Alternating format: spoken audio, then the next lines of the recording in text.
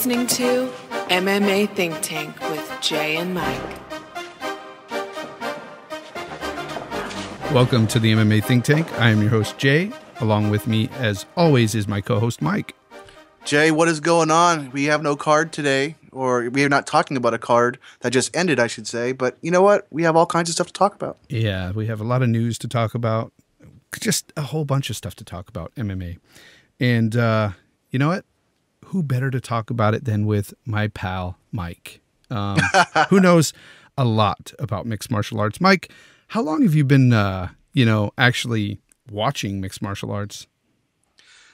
Well, if I was to put it, basically I've done this. I've watched all the UFCs on VHS back in the day. Excuse me, not all of them, but 1 through maybe 6 back in the day, basically 4 months after they would come out. So when they come out on video back in the 90s, I would watch them. And then, poof, they were gone. They were underground, obviously, because of, John McCain didn't like the sport. Other people, they got it kicked off of TV. And so suddenly it came back with The Ultimate Fighter and things of that nature.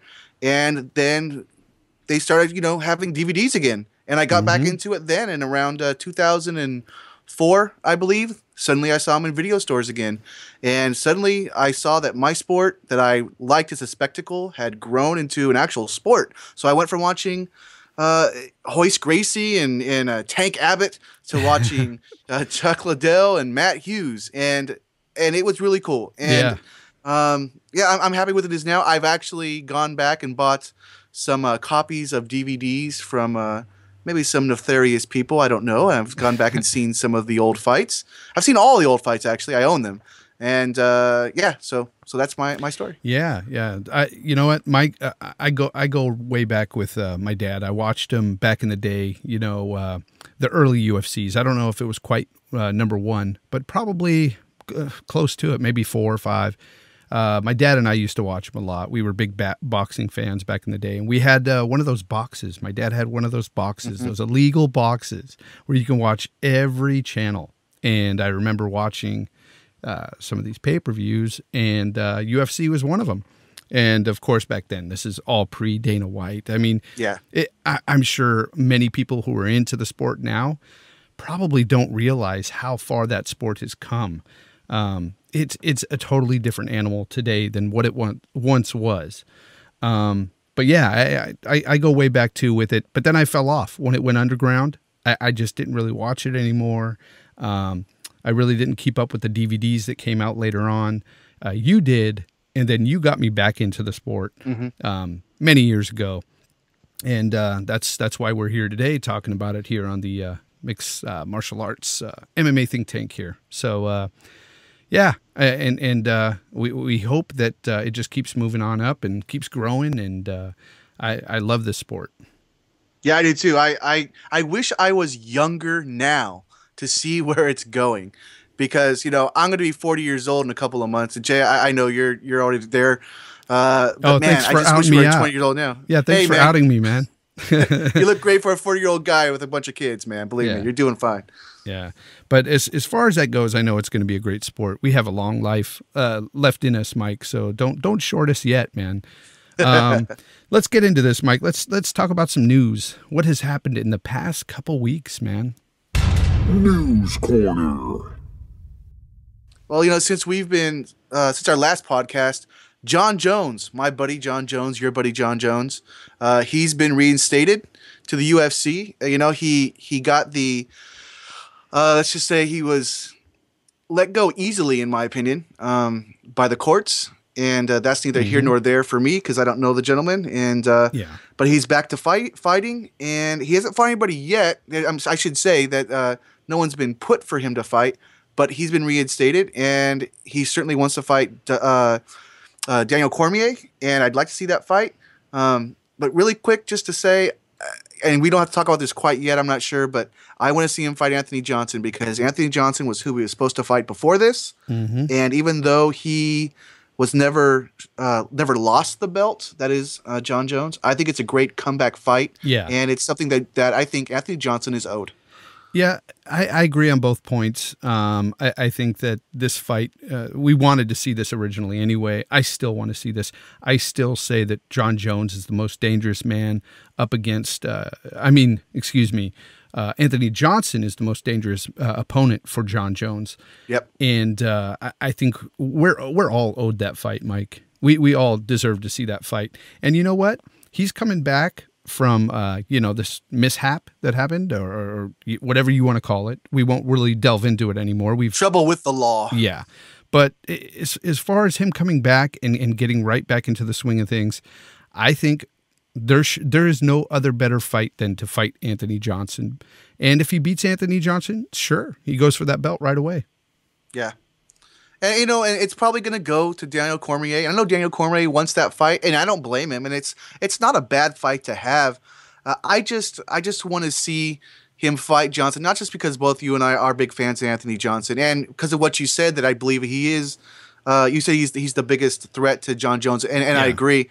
I just don't know if this guy should be given another title shot coming back now. Yeah, right. Because if you look at Dominic Cruz, and I realize Dominic Cruz was gone for a couple of years, they stripped his title. He didn't fight for the title. He fought Takeo Mizugaki. So why not go and give him Johnson?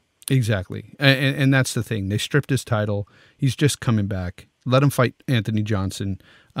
Prove it that you want to come back and be the title holder again, John. Come beat Anthony and go for that belt again. But and I'm sure Johnson wants that fight too, and that'd be such a great fight. Oh, it'd be a phenomenal fight.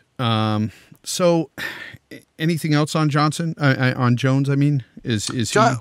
Well, to be fair, he is. Well, I mean, he's got to do this, and he's doing it. Which is, he's going out and he's doing his 72 speaking engagements with kids and older kids, and and it's not just little kids. If you look at his social media, and I posted it on some of the pictures on the Facebook site, it's not just little kids, it's also older kids too in Albuquerque. And I really think that's good for those kids. And I think it's good for him as well.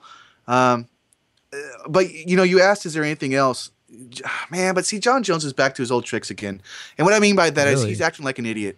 Wow. And I don't mean outside of the sport. I mean, or driving a car and being drunk or hitting runs. I mean, he's calling like Daniel Cormier, I'll just say really harsh names. I don't want to say what he's saying, but let's just say some of this, names that you might name a female body part. And he's doing it on social media. And it's like, if you're going to come out and say, I've changed my ways, and I'm not saying you can't talk harsh against opponents, but really fresh out the gate, you're going to go ahead and just start talking like this? Come on. Yeah, I know what you're saying, but as we've heard before from not just Daniel Cormier, but from many other fighters on the inside, that Jon Jones isn't the nicest guy. So I tend to believe that to a certain degree. I mean, I don't know him personally, so I can't really speak on the matter, but I'm just going by what some people say and some of his actions. His actions have spoke louder than words, and everything that's led him up to this point speaks volumes. So I hope he comes back and starts just being a better person, wises up. I agree with that, and I still think he's the greatest mixed martial artist that has ever lived. And I want to see this guy continue to fight. Love him or hate him. And, I don't feel I did a good enough job of laying context to the name calling. Basically, him and DC kind of got into it, and then Jon Jones says, well, why don't you come down to Albuquerque, and we'll get it on, we'll fight, It's like, really? I mean, yeah, you're going to call this guy, I'll just say a wussy without the W, just switch one of the letters. Yeah. And all the stuff like that. It's like, really, you guys are prize fighters. You guys fight in the ring.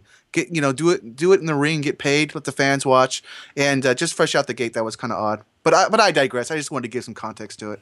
No. It's understandable, and I get what you're saying, and I'm sure everybody else out there gets it too. Moving on, Mike. We have a fight coming up in Andrei Arlovsky and versus Stipe Miocic. How do you say it? Miocic. That's how you say his name. Yeah. The Croatians are kind of tough to say with their last names. I know, man. The Brazilians and Croatians, these Russians, all these names, man. I butcher them every darn time we have a podcast. It truly is a world sport. You know, when we talk about the World Series right now, But I the mean, World Series, the Super Bowl, this really is a world sport. yeah, I just hope that if they do hear it, that I apologize. I don't mean to butcher your name, but yeah, what a fighter. I think this guy is, he's the future of that division. And Andrei Arlovsky, Mike, we've just seen him come out in a bad fight just a few weeks back. And I don't know if I'm ready for another bad fight from him. Well, I think it's going to be a bad fight by him, but not because of his fault, just because Stipe Miocic is just better. I agree with you. He's one of the more, the future of the division. The guy is just, he's really amazing. And I say that not because of all the guys that he's beaten. He hasn't beaten tons of names, but he's a fresh face, an athletic guy. You look at Cain Velasquez, the guy, he's athletic, but he's athletic primarily as a wrestler, even though he's got the chops as a striker. This guy's a pure striker, and he could fight in professional boxing. I'm not saying the guy, is the next Mike Tyson or anything like that, but he could do it. And that's how I view him. Yeah, Mike, he's 13-2. The guy's a beast. He just beat Mark Hunt back in May. And I don't remember the fight night it was, but it was TKO beat him. And he's just been beating fighters left and right. And he's the future of that division for sure. Yeah, and we talked about earlier, I think, not earlier, but on an earlier podcast, what does the UFC do with these older guys?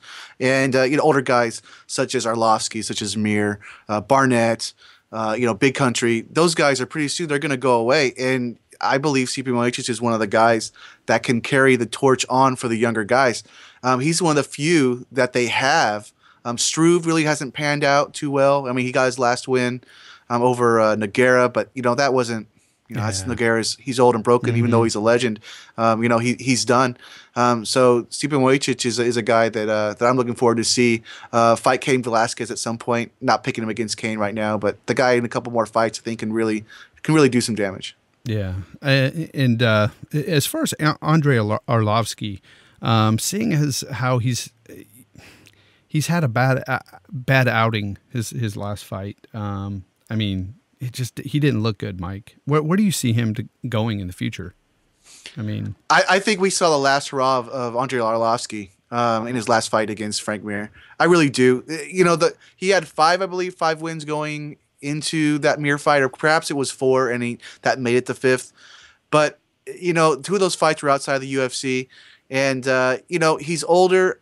I just think if he was who we thought he may have been on that run, he should have starched Frank Mir, and he didn't. So I think we've seen the best. And Arlovsky, I'm not saying that he gets cut or anything. Gosh, the guy's, and I'm not saying you are either, of course. I mean, the guy's got 5 in a row, but I don't think he's going to go for the title. I think Stipe is gonna beat him. And to be honest with you, Jay, I think he's going to knock him out maybe in the 2nd or 3rd. Yeah, I'd probably agree with that. We shall see, man. What do we got next, Mike, for news? What do we got? Well, that was the co-main event for UFC 195 in January. The Arlovsky Miocic fight. We also have the Joe Duffy Dustin Poirier fight is also at UFC 195. They had to pull that from the fight night in Ireland last weekend, and because Joe Duffy got hurt, got concussed. He got concussed 2 days before the fight, and just as a sidebar, and of course I'll move on to we can discuss the current fight. Really training 2 days, like hard sparring, but I mean, Jay, did you want to comment on that? I should say something and not allow you to. Well, the thing is I'm not a fighter, and I don't understand exactly what they go through training. But I would like to think that they don't spar very hard right before the fight, especially 2 days. You would think that they'd kind of take it easy, and I've heard that. Basically, there's no sparring or nothing in the last week. It's all cardio and trying to make weight. Something exactly. also I was just gonna say, finish making weight those last couple of days. Yeah. Come on, sparring like that's crazy. Now here's what's crazy to me, and especially coming from the gentleman I'm just about to talk about. I read online that Robbie Lawler, welterweight champ Robbie Lawler, has not sparred in 6 years. What? And I didn't quite get back to looking at the article because I thought it was a little crazy. You know, those things just crazy. I'll get back to it later. I got stuff I Yeah. got to do. But I don't know if that means that he doesn't spar during camp or he only spars during camp. But I just thought that was pretty crazy. Yeah, insane, man. I would never have guessed. That man looks like he spars every day. I mean, Yeah, he used to do that so much. Just go out and just throw punches out, you know, all day, every day. But you know what? I could see where that would be a benefit, though. You're not, for one, you're not getting concussed 2 days before your fight, right? Right. You know, and maybe it means hard sparring too, because you know people talk about, you know, back in the day with the names. Kind of, it's off to the side of my head right now, but basically when you had Shogun and Vanderlei Silva, those guys used to hard spar all the time, almost like it was an actual fight. And those guys are just got broken in their later years. So yeah. But anyway, you know, Joe Duffy and Dustin Poirier is at 195, and I'm glad that fight is still gonna happen. I'm sure it's gonna be on the main card, though I don't know where, because Arlovsky and Miocic is the co-main. And of course, the aforementioned Robbie Lawler and Carlos Condit is the main event. But I'm happy about that. I'm glad they didn't scrap it. Yeah, me too, man. Me too, because I was looking forward to that fight. I want to see where Duffy's at right now, you know. I know he's been winning, but, you know, of course, he's the only man to beat Conor McGregor. And this was a long time ago, of course. But I want to see where he's at now, because who knows? That fight could happen in the future. You know, the way that Conor McGregor seems to be fighting and winning and calling people out, it's a money fight for sure. And when you are in good with the UFC and you ask for things, they're better off to do it for you if you bring in money, and that's just a good business decision. So yeah, I totally. Where do you want to go to now, Mike? You know, let's just go ahead with one last fight change up, and that is Joanne Calderwood is hurt. She's out of the Paige Van Zandt fight in December, and she's now fighting Rose Namajunas. So Rose Namajunas is fighting Paige Van Zandt in the main event Fight Pass card December 10th. That's a good fight. I'd rather have that fight because I like you know, Calderwood and Van Zandt. I like Namajunas also. It's hard not to like a lot of these gals, but you know, this gives me a rooting interest in solely in Van Zandt, and it's going to be good.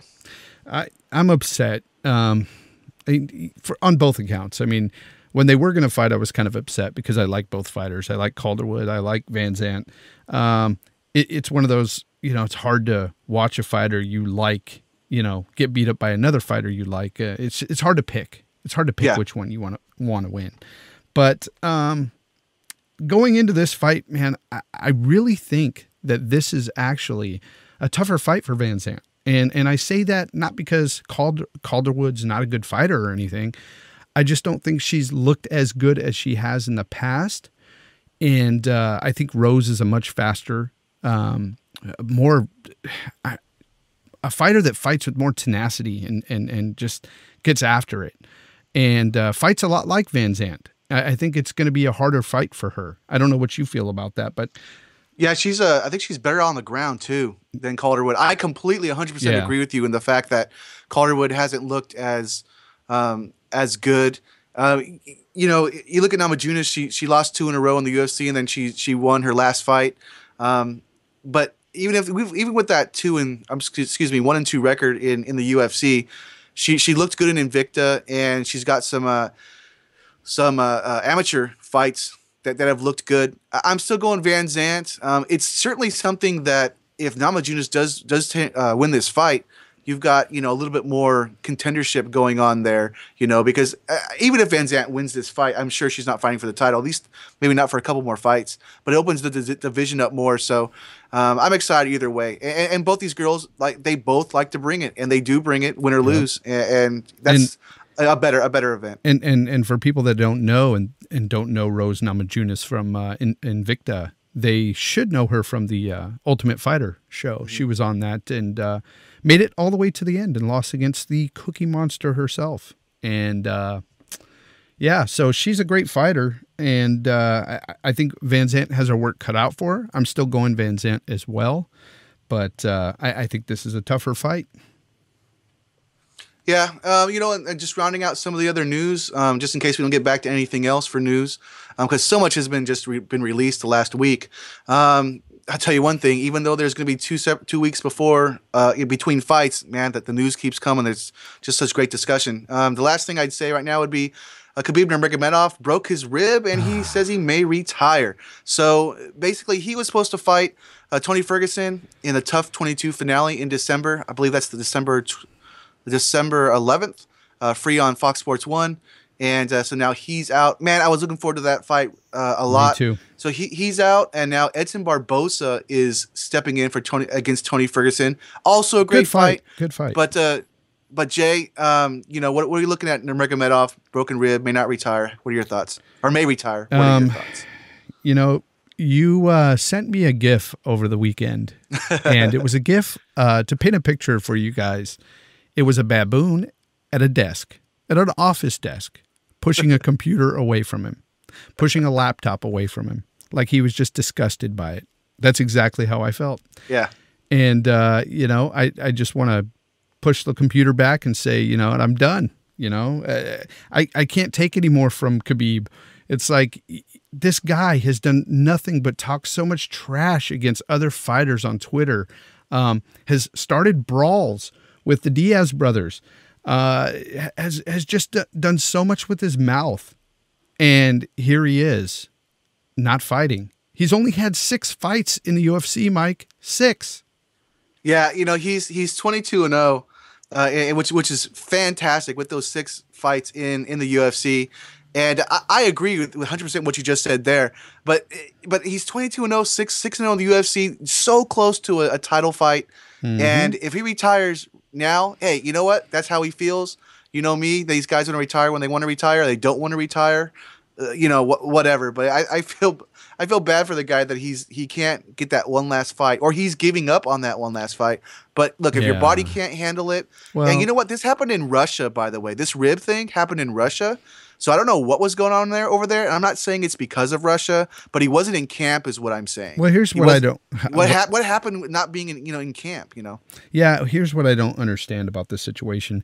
Plenty of other fighters have broken ribs and come back to fight and win titles. There's no reason why he should give up, and that's what it sounds like to me, that he's just giving up.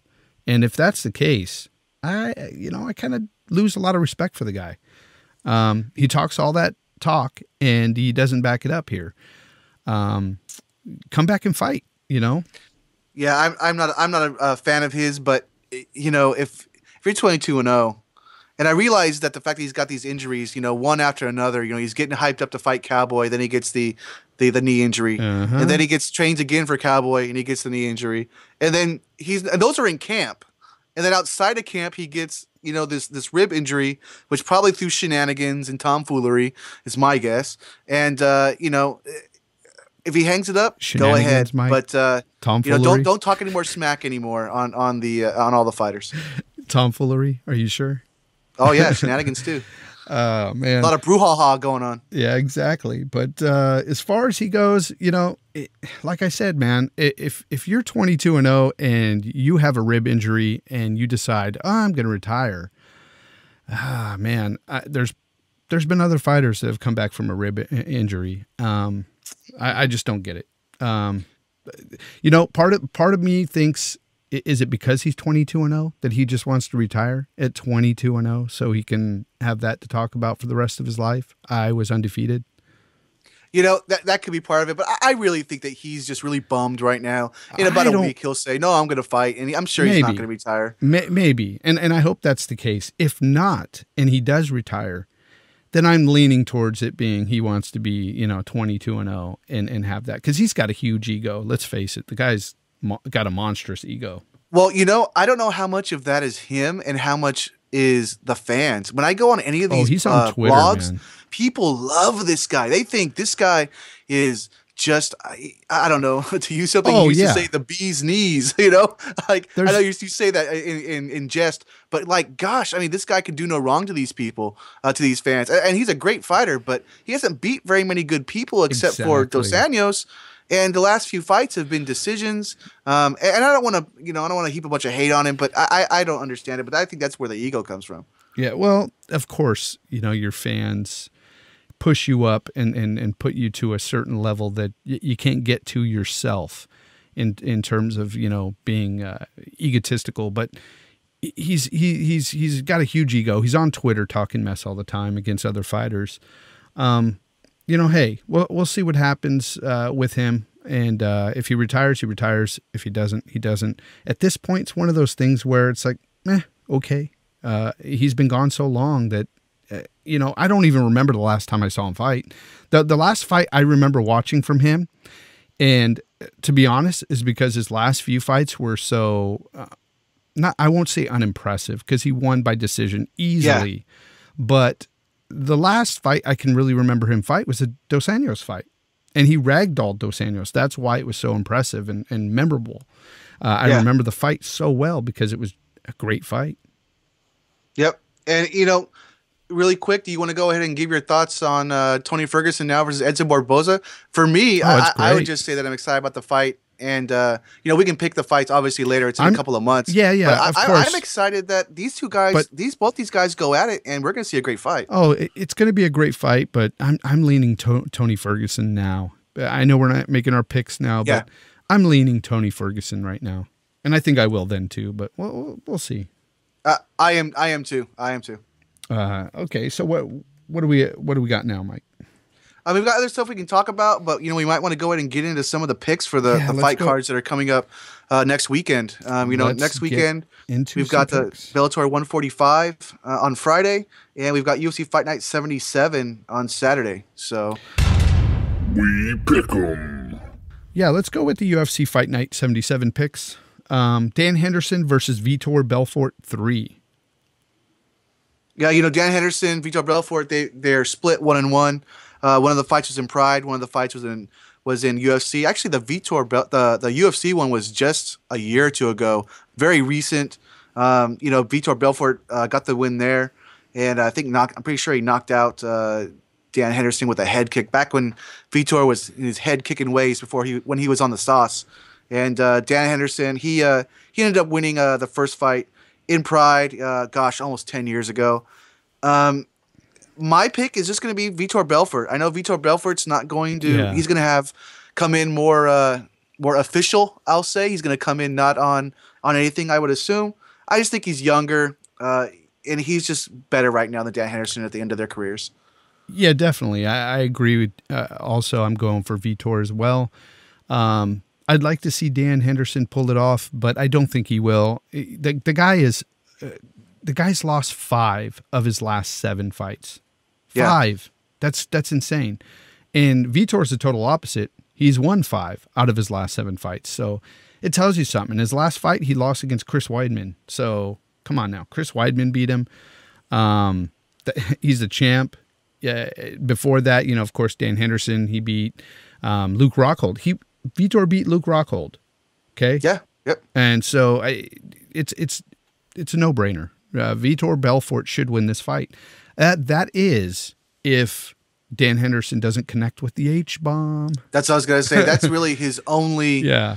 I mean, if he maybe hurts him possibly and takes him down and wrestles him a little bit, because, you know, as we've seen with the Chris Weidman fight and really some other fights too, even, you know, once he's on the ground, I don't want to say he's easy pickings, but once he's on the ground, he can get worked really easily and lose a fight. So if Dan can somehow get him down and hurt him a little bit, he could win that fight. But these are all just, you know, scenarios that probably aren't going to happen. I think when we get into probably the Ronda Rousey fight with Holly Holm, we'll talk about different ways someone can win one of those fights, but it's all going to come down to the same thing. So, yeah, I agree with you. I think Dan Henderson just has the H-bomb, and maybe he lands it. And maybe, but Vitor all day. Yeah, Vitor all day. Exactly. Okay, next up we have Glover Teixeira on that card versus Patrick Cummins. Of course, Glover Teixeira is 23-4. His last win against Owen St. Preux, which was a shocker. Me and you definitely didn't pick that one right. Where do you see this fight? Who's taking it, Mike? Oh, I think this is Glover Teixeira hands down. Patrick Cummins is a gritty wrestler, a good dude. I mean, he's 8-2. But Glover Teixeira showed that he could withstand some really good grappling and wrestling by OSP. So I think Glover Teixeira is going to either knock him out or just win an easy decision. I'm not saying Patrick Cummins can't get a takedown in, but I think Glover Teixeira gets back up. I think – I don't want to say this is a showcase fight for Glover Teixeira because Patrick Cummins is really a good guy. He's not just being thrown to the wolves because they're in Brazil and Glover Teixeira is Brazilian. Like a lot of the fight nights happen in Brazil, and to be honest with you, in other places as well around the world. But I think Glover Teixeira takes this one. I agree. I mean, if you look at his record, he beat Ryan Bader, knocked him out. Okay, and Ryan Bader's a wrestler. Phil Davis, he fought against Phil Davis. Now Davis won that fight, but it was a decision. So again, another wrestler. He can handle wrestlers, is what I'm getting at. So I'm definitely going with Glover on this one. If I'm wrong this time, Glover, don't do this to us again. Okay. We got to be right here. I mean, that's the bottom line. He's got to win this one. Yeah, and really, if you think about it, I don't know if this is a form of MMA math. It's not MMA math for sure, but if you look at OSP, the guy has better striking than Patrick Cummins and probably has just as good. I'll make sure I say MMA wrestling or grappling because Patrick Cummins is a very good wrestler, a college wrestler. I don't know his credentials offhand because, I'm not a big Patrick Cummins fan, but, this really should be Teixeira. And if it's not, then, hey, Patrick Cummins is 9-2 and he just beat a previous contender. And for me, Glover Teixeira, he lost his last 2 fights and then won his most recent one. Against OSP. I think the guy's grown a little bit. Not saying he's fighting for the title in the next couple fights, but I think he proved to us that he's not just the stand and bang guy. He actually can get done against well-rounded guys. Yeah. And you learn from that. So we learned from that. He learns from that. Everybody learns from that. Well, Fight Night 77, we got those 2 picks in, Mike. We're both locked. We're going Dan Henderson versus Vitor Belfort. And we're going Glover Teixeira versus Patrick Cummins. So we got those locked. And let's move on to Bellator. What do we got in Bellator? Bellator, really good card, man. I mean, Bellator has really been bringing it on. Every so often they'll have a card that's, maybe not the greatest card because, they can't spread around as much because they don't have as many people. But Bellator 145, again, we've got 2 title fights. Patricio Pitbull Ferre versus Daniel Strauss 3. Now, if you're wondering, why is it 3? How many times they fought twice already? They have fought twice. Pitbull has won both of them. But when you have a small organization like Bellator and you got only so many names, this is what you do. And so you've got that Pitbull versus Daniel Strauss for the featherweight belt, and then Will Brooks is taking on Marcin Held for the lightweight belt. Will Brooks has been looking fantastic. Defeated Michael Chandler for the belt. Beat him in the rematch. I mean, I think he won his next fight after that. Marcin Held he's one of those guys who is a submission. He's decent. What's that? He's decent. Yeah, I mean, Held. he's a submission ace. He's 21-3, but all other than that, like you said, he's decent. He's 21-3 going against for lightweight belt. And some of the fights you'll hear tonight, starting with UFC Fight Night 77, and now we're talking about Bellator, and even UFC 193 are a lot of rematches, you'll notice. And another rematch, Michael Chandler versus David Rickles 2. And then Bobby Lashley versus James Thompson 2. Now, the first 3 fights are fights that really mean something in the division. Bobby Lashley versus James Thompson 2. That's just slobber knocker for the fans. Yeah, not a big fan of either of those 2 fighters, Bobby Lashley versus James Thompson. Not saying of them personally or anything. I just don't think as mixed martial artists, especially Bobby Lashley, he hasn't really panned out like most anticipated. It's taking the easy route too. Yeah, he's definitely taking the easy route. And I just, you know what? I mean, I'll probably go for Bobby Lashley on this fight. I'd say he probably wins this fight, but where does that put him? I mean, honestly. Right. It just gives him, the win over, that he's beat this guy twice. And look, James Thompson has been, if you want to look at a journeyman, a guy that's been everywhere, James Thompson is one of those guys. He's fought in Pride. The only place he hasn't fought is the UFC. Let's just say that. Yeah. And, the guy's got a 24-14 record, but he's just there throwing haymakers. And, I think Bobby Lashley's just going to take him down and pound him out. That's what I'm thinking. Yeah, and if he doesn't pound him out, he's just going to lay on him and keep position. And it's going to be a boring fight unless Thompson gets lucky or Bobby Lashley is able to knock him silly and get him in a submission, which he's been able to do at least a time or two, but we'll see. Yeah, we'll definitely see on that. Now, what do you think about the Michael Chandler versus David Rickles 2? What do you think about this fight? Yeah, I think it's a good fight. I think it's a fight that is actually a very well made fight right now. I mean, Michael Chandler won the first fight. I think he's going to win this fight as well. This is just another fight for Michael Chandler to kind of keep him in the mix. You know, he had those 2 losses against, against Will Brooks, and Chandler is a good fighter. But he lost to Alvarez. He lost to Will Brooks twice. Then he's got his last fight. He's won against Derek Campos, submitted him. I think they want to keep him in the picture. David Rickles is a good fighter, but he's more show, with his walkouts and tough guy, Yeah, he's the caveman. But as far as Michael Chandler goes, do you think this is just a showcase fight for him? I don't. Just like in one of the other fights you talked about, like with Patrick Cummins, I don't know. I don't think it's a showcase, but it's a fight they pretty much know he can win. Well, he knocked him out the last time, is why I think. Well, but the thing is with Rickles, he's he's on and off, and is this going to be one of the times he's on? Yeah, but I'm picking Chandler soundly to win this fight. But there's not many names in the division that aren't already fighting that night. With Brooks and Held, Chandler, Rickles, Alvarez is gone. Patricky Ferrer, he's always off and on. So, it's funny you mentioned Patricky because he actually beat David Rickles just 3 fights ago. He KO'd David Rickles. So again, it seems like David Rickles gets KO'd every now and then. And when he does win, it's usually decision. And, his last fight was a no contest, illegal knee against John Alessio. Mike, it's an easy one. Michael Chandler. Oh, it's an easy pick. I agree. Yeah. Is it a showcase? Because of his name value, David Rickles, they could have gave him some guy I never heard of. Yeah. Maybe I shouldn't have said showcase exactly there. You're right. But it's something it's someone to put in front of him that has a name out there. That he's beaten before, exactly, by the way, right? Exactly. Yeah. So, it's sort of a showcase thing. It's one of those things where they're going to say, hey, look, it's Michael Chandler. He just knocked out David Rickles again. Right. It's probably going to go down something like that. If I'd have to pick, I'd say it's going to be Michael Chandler, probably KO, TKO, something. Probably second round. I think David Rickles has gotten as far as he's going to go. I don't think he's going to go any farther than where he's at. I don't think he's ever going to touch the title or fight for the title. Michael Chandler has a good shot of getting back there.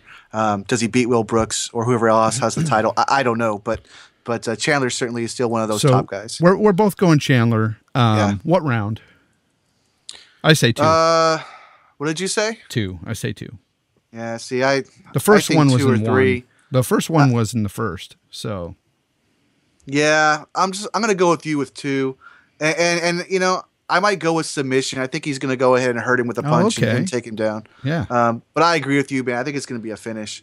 I will say though that the fight above that, the Will Brooks Marcin Held fight, I think that's solely Will Brooks. Even though Marcin Held's a better fighter than David Rickles is, but I think Will Brooks keeps this title for a while. I agree. 100%, man. Will Brooks is a beast. And I like Marcin Held. I like the fact that this guy's great at submissions and puts people away with, not just submissions that are, normally seen in MMA, but, we're talking leg locks and things like that. That, we talk sometimes about, like, if you get put away by a leg lock or a knee bar, you need to get out. I mean, because that's how much the sport has come to be. That, most people don't get caught with those. But then again, you get a guy like Paul Harris and a guy like Marcin Held is like that, where he can just get on you and it's over. So with the exception of Marcin Held getting a leg lock or something like that on Will Brooks, I think Brooks has this one. Yeah, I agree. Will Brooks hasn't lost a fight since 2013, early 2013, February, to be exact, against Sadawad. Sadawad beat him and KO'd him, in fact. But he basically came back, fought Sadawad again, and beat him. And he's, man, Will Brooks is 16-1. He's just a beast. This guy, I think this Marcin has no chance against Will Brooks, honestly. Well, I mean, if you look at Marcin Held, I mean, I say submissions and stuff, and I wasn't sure what the submission was, in his last fight. I thought knee bar or leg lock. It was a knee bar, and it was a verbal submission. He also got, arm bars, triangle chokes, a toe hold. And the guy in Bellator is toe hold. Okay. Yeah, I mean, that's a first for me. In Bellator, he's lost two times, and one it looks like 10. So the guy's legit. But Brooks is just he's fast, he's quick, he doesn't gas either. And I know that I'm not saying that Held gasses either. He's just a different animal to Held. But it's one of those fights I look forward to because when you have a submission artist, like a specialist, as they say, when you have a specialist at something, they're never out of the fight. And, has Will Brooks faced a guy like Marcin Held? And he hasn't. Nobody really has when you get into the ring with Marcin Held. And that doesn't mean he's unbeatable, obviously, because he's 21-3. But, man, I'm looking forward to it. Okay, so here's an addendum to my pick then. Unless Marcin gets a toe hold on Will Brooks, I'm going Will Brooks all the way. No, I still think Will Brooks is going to beat him hands down. The guys just look phenomenal. And Will Brooks all the way. Do you see him losing anytime? Because I don't. Anytime soon, I should say. I didn't finish that. Yeah, and I don't know, man. I not right now. Nobody comes to mind. Right. I agree. Well, we got Patricio Pitbull Ferre. He's fighting Daniel Strauss for the third time, featherweight belt. I'm gonna go with the numbers. As much as I like Daniel Strauss, I think Pitbull. He's just on a roll. He's on a roll. He's knocking people out. Yeah. I'm going Pitbull, and he's looked good with his his takedown defense as well. And Daniel Strauss is a great all-around guy and heavy wrestler.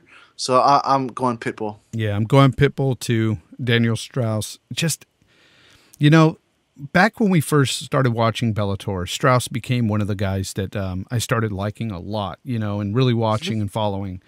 Guys have just seemed to come in and kind of just get one step above him and just, not saying that he's not a great fighter, but he just seems to always be a step behind of most of these fighters, these elite fighters in the Bellator division, in this division in Bellator. Patricio, Pat Curran. Even Pat Curran beat him. I just don't think that Pitbull is going to lose this one. I don't. Yeah, and you look at his last 4 fights. He's lost 2-1-2, and he's split that. Lost to Pat Curran, beat Justin Wilcox, lost to Pitbull, and then won against Henry Corrales. But before those 4 fights, he was on a good run. So it tells me now that this may be. I'm not his swan song as a fighter, obviously, because he's not that old of a guy. But the guys are catching up to him, and he may be like, he may be like David Rickles, where he's a name, we know him, we like to watch him fight, but he may not be there, really to be a contender. Yeah, well, I'm going Patricio, but if Strauss wins this one, which I hope he does, I hope he proves me wrong. Oh yeah, me too. I like that. But I'm just like you said, going by the numbers. I'm going Pitbull. Yeah, and and that pretty much squares out Bellator 145. Excited for the card. It's on Spike. That's on Friday. We talked about already UFC Fight Night 77 on Saturday. That was the Dan Henderson, Vitor Belfort, Glover Teixeira, Patrick Cummins. The one last set of fights to get to, I guess, and I realize we'll be doing a podcast right after this, which is UFC 193. We got Ronda Rousey versus Holly Holm title fight. We got Joanna Jędrzejczyk versus Valerie Letourneau title fight. Mark Hunt versus Bigfoot 2. Those are 3 fights, I should say, that I'm really excited. Yeah, let's go. You know what? Let's go ahead and throw some picks out for that. Let's go. Let's leave Ronda Rousey for the end because I think that's got the most discussion. Oh, definitely. I'm going to say spoiler alert though, just for Ronda Rousey. I think both of us are going to pick her. What? But it's a good discussion to have. How dare you? Maybe I changed my mind. Maybe I don't Holly mean to Holm speak for you, sir, but yeah, maybe Holly Holm has done something differently, and now she's going to be the champ. Well, that's what we'll discuss for sure. Okay. Mark Hunt versus Bigfoot 2. Bigfoot defeated Mark Hunt. Or that could have been the draw. that the draw? But anyway, he got popped for steroids. Yes. Bigfoot Yes, did. he did. Either way, and became a no. I think it was a draw or he won or no contest. And that's why I'm going Mark Hunt this time. You know, another reason to go Mark Hunt is Mark Hunt when he's pushed into a corner by his record, he comes out fighting. And did you see him slim down? Oh yeah, no, he looks like a beast right now. Yeah, he's ready to go. When he got signed, not when he got signed, but when he was in Pride and Pride got bought out by the UFC was ready to just go ahead and pay out his contract.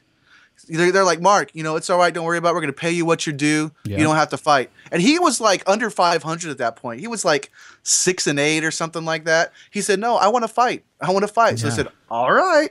And, you know, and he gone a run and he almost, he almost got to the title. But now he's back at 10-1. So he's completely at 500.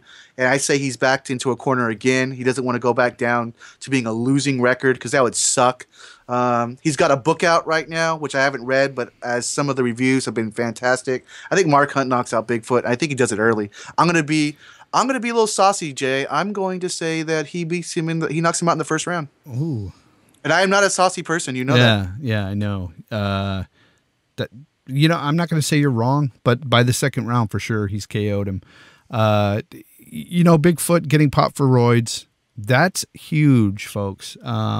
We've already seen a couple of guys come back and not look very good after being popped in the past. And some that I allege might have been using, and they're off the sauce now, so to speak. They're not looking very good anymore. I won't say who, but there's several fighters fighting right now that I don't think look very good, and they used to look pretty phenomenal. So Bigfoot, hey, he seemed to be one of those guys using, so of course I'm going Mark Hunt for sure. Mark Hunt's going to knock him out, probably by the second. Yeah. But so Joanna Jędrzejczyk versus Valerie Letourneau. Jędrzejczyk, yes. You know what? Letourneau, she's 8-3, 3-0 in the UFC. I bring her up first because she's got the most, I guess, really to talk about because Jędrzejczyk, 10-0, knocking people out, looking fantastic, looking practically unbeatable. Letourneau's, she's there because she's 3-0 in the UFC, and you have to feed the champion somebody. And maybe that sounds a little disrespectful to say feed, but I'm pretty sure she didn't think she was fighting for the title. And she's going to go in there, and she's going to give it the old college try, as they say. I just see Jędrzejczyk. She may play with her because she's talking a lot. I listened to a little bit of the what's it called, the phone call, the media call. Yeah. And man, if there's someone who is not downright scary but also fun to listen to because of her accent and because of just how she talks and what she says, Joanna Jędrzejczyk is one of those people, and she's always getting into her opponent's heads, and I just think she's going to destroy Letourneau. Yeah, I agree totally. Letourneau, just like you said, she's 3-0. She's got 3 fights now. I just don't see. Well, in the UFC, but she's 8-3 overall. Not saying much, I know. But she's got 3 fights in the UFC. Jędrzejczyk's going to eat her alive. There's no other way to put it. She's going to beat her so bad. And I haven't heard any of the phone calls, but was she talking mess or was she just playing around? Or No. She's because she doesn't seem the bullying type. No. It wasn't really overtly over the top stuff like Conor McGregor, but she's always said some stuff to get the fight going, and it's trying to sell it. Yeah, trying to sell it and stuff like that because she's always been very nice outside of the cage. Yeah. And when it comes to media calls and interviews, like before fights and things like that, she just has it. She has that thing where you flip the switch that we all talk about. When it's game time, it's game time. When it's not game time, she'll probably go have after the fight's over, probably thank her and have a beer and talk about each other's kids or something. Yeah. Kind of like Ronda Rousey has that switch. When she walks into that ring, it's like, watch out, she's got that face. Yeah. But and Letourneau, though, I just want to say, I think Letourneau is a showcase fight for Jędrzejczyk. Sure, okay. She's the only one right now that sort of is sellable as the next contender for Jędrzejczyk, but she's a showcase for sure. Definitely. So There's no reason even to think twice about it. We're going Yin. Well, you want to say rounds? What about rounds? These are smaller fighters, and I'm gonna go round. I'm gonna say round 3. I'm gonna say round 1. I'm saying round 3. Okay, I'm saying round 1, unless basically she's kind of like toying with her, and then kind of like how Anderson Silva would let the first round go and then destroy people in the second a lot of time. So, but I just think that Jędrzejczyk probably just wants to make a statement, not against Letourneau, just the fact that in the division. Yeah, exactly. Yeah. Yeah. And I think she's going to beat her up and finish her in round 1. I'm not saying it's going to be the first minute or anything. We're not talking like Ronda Rousey, Betch Correia or anything like that. But I think she's going to win it. Definitely. So now let's talk about the elephant in the room. The reason why you were picking Holly Holm against Ronda Rousey. What was that reason again? So I'm going to pick Ronda Rousey, but I think the discussion is interesting to be had because what people seem to do, fans seem to do, and I find it to be a fun thing to do, even if you and I are going to probably pick Ronda Rousey to win. I'll just say I'm picking Ronda Rousey to win. There's ways Holly Holm can win, and I'm not saying you should drop $100 on her, but this will be the first time Ronda Rousey fights somebody who's got the footwork to get away, who won't run straight across the cage, someone who is not Betch Correia, who's virtually a nobody. And I said it. I don't care. She's a nobody. And Holly Holm, championship boxer, even if, she's only 9-0 and hasn't looked that great. I liked her last fight where she just, she decisioned her last fight, but she looked great in just her movement and punches and stuff. But that's where it ends. Her footwork, her leg kicks are good. But over 5 rounds, I think Ronda Rousey's going to catch her. And as soon as she does, I would say catch her. I mean catch her in. She's going to grab a hold of her and take her down and basically armbar. The question I have for you, Jay, and that is, unless you disagree, what round does Ronda Rousey win? And, well, that's pretty much it. And then we'll discuss it a little more, of course. I think it's no contest. I think the first round, Ronda Rousey beats her. She catches her first round, and she's going to sub her. I don't think she's going to KO her because Holly Holm, that's her thing. I think she could defend against a boxer really well, but when it comes to the sub game, this is a huge test for Holly Holm, the biggest test she's ever faced. And it's too early for her too. Yeah, I personally think they're throwing her to the wolves with this fight. I don't see this fight making any kind of sense. It shouldn't have been put up to begin with. I'm going Ronda Rousey. Just you don't understand how much I'm going for Ronda Rousey in this fight, and I'm a fan of Ronda Rousey. So I'm biased in a way, but at the same time, I don't see anybody in this division, nor in any other division, beating her at any time. And I'm talking about the 145ers. I don't see him. She is minus 1,700. That's the line currently. Now, you said you think she's going to finish her in the first round. I think it's going to be round 2 or 3. She's lucky if she gets to 3. I'm going to go to 2.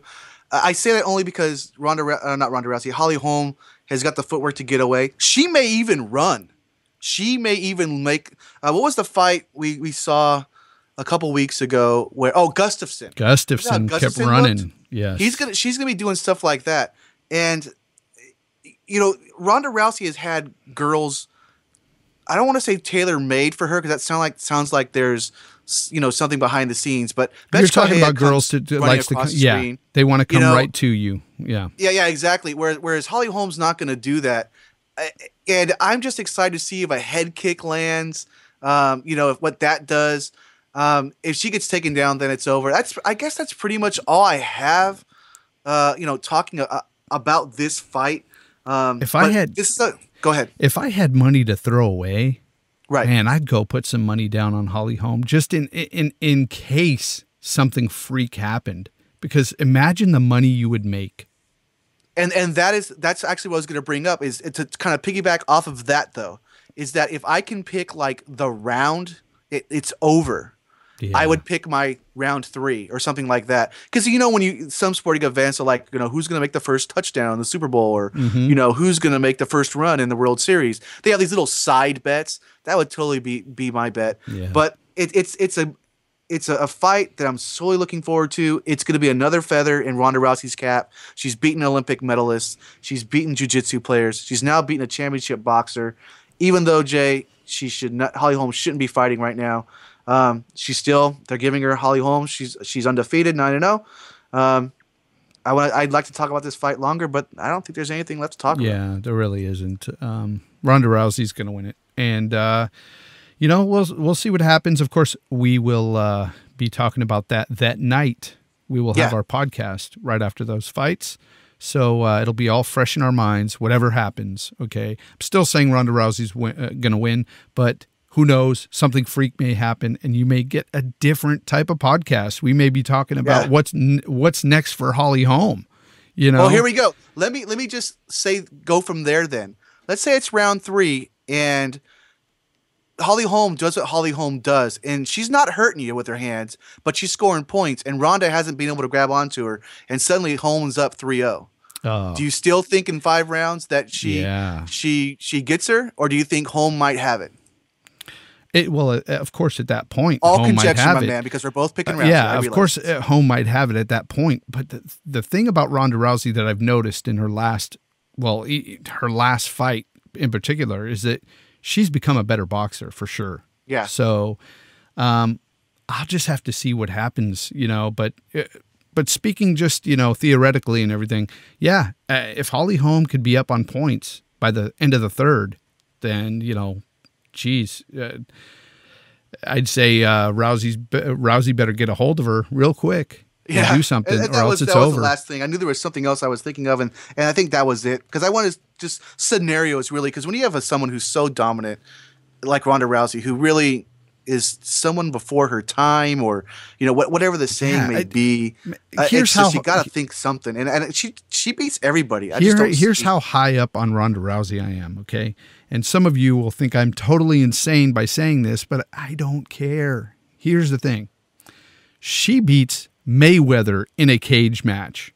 I'm talking about Mayweather, the champ, the boxing champ of the world, Floyd Mayweather. You put him in the ring, and go by MMA rules, she beats him up, okay? She's going to sub him. That's going to happen.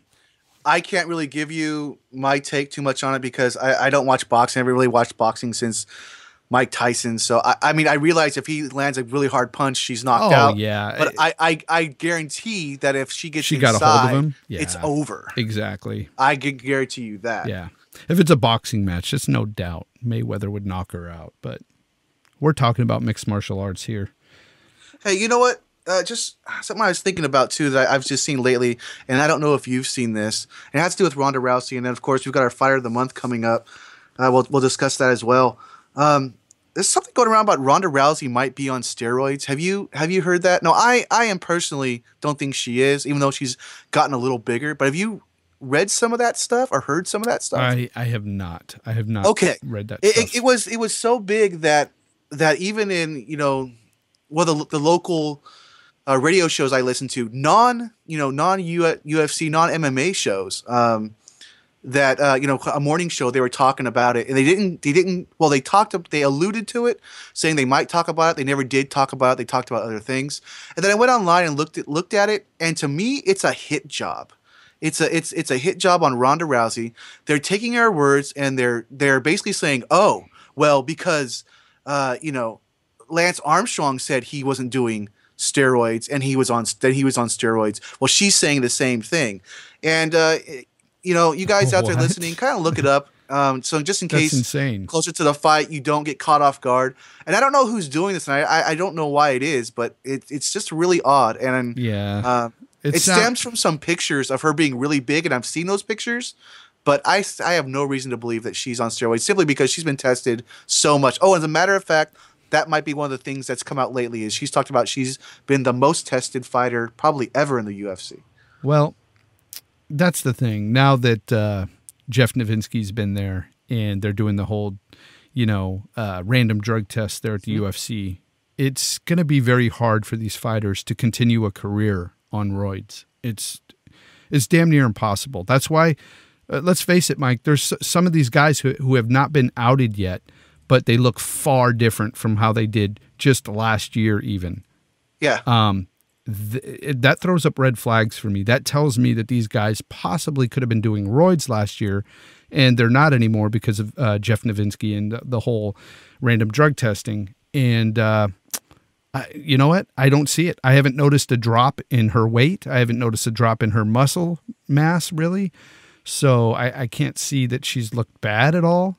No, not at all. There's nothing telling me for sure that she's currently on roids. Now, has she done them in the past? I don't know, but as of right now, I'd say no. Yeah, I certainly agree. But, take a look out there and see what's going on. Not because I think you should keep an open mind about the situation. I don't think she's on it. I think she's just been fantastic because she's fantastic.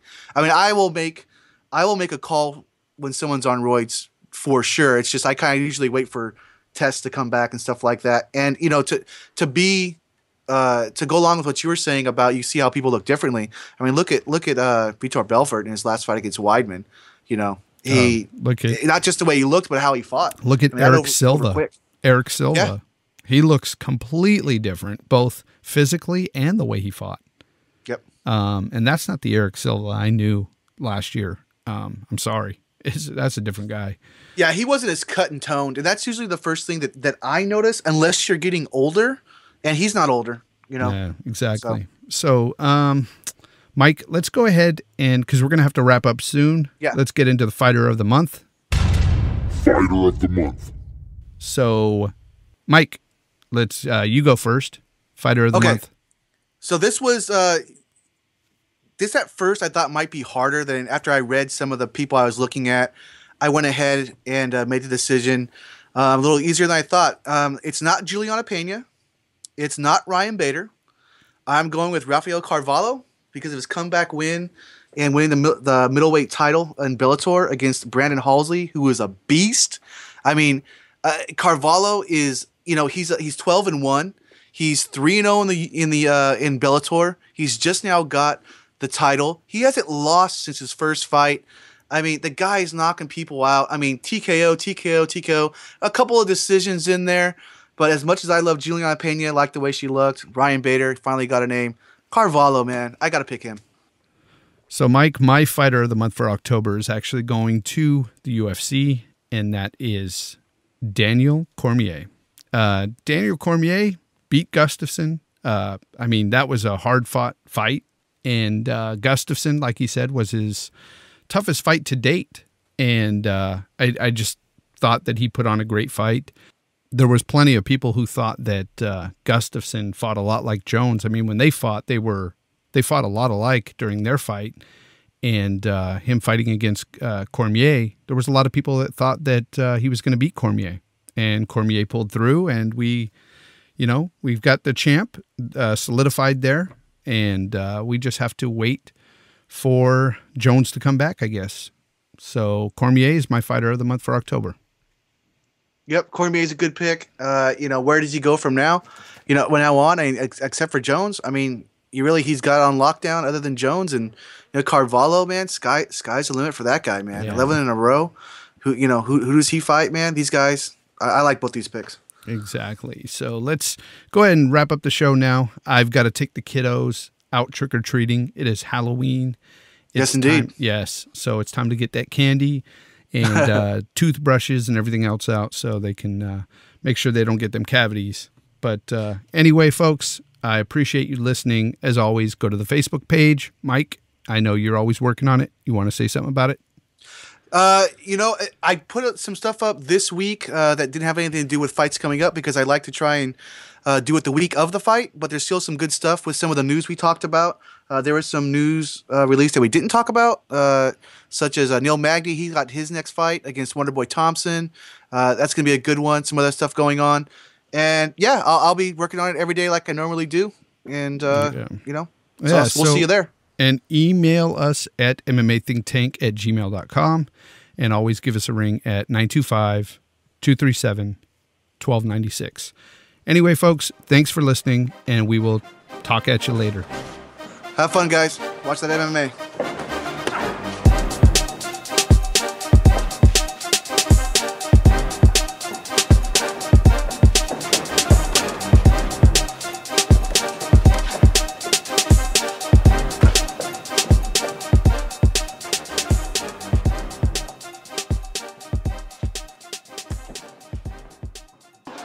We go!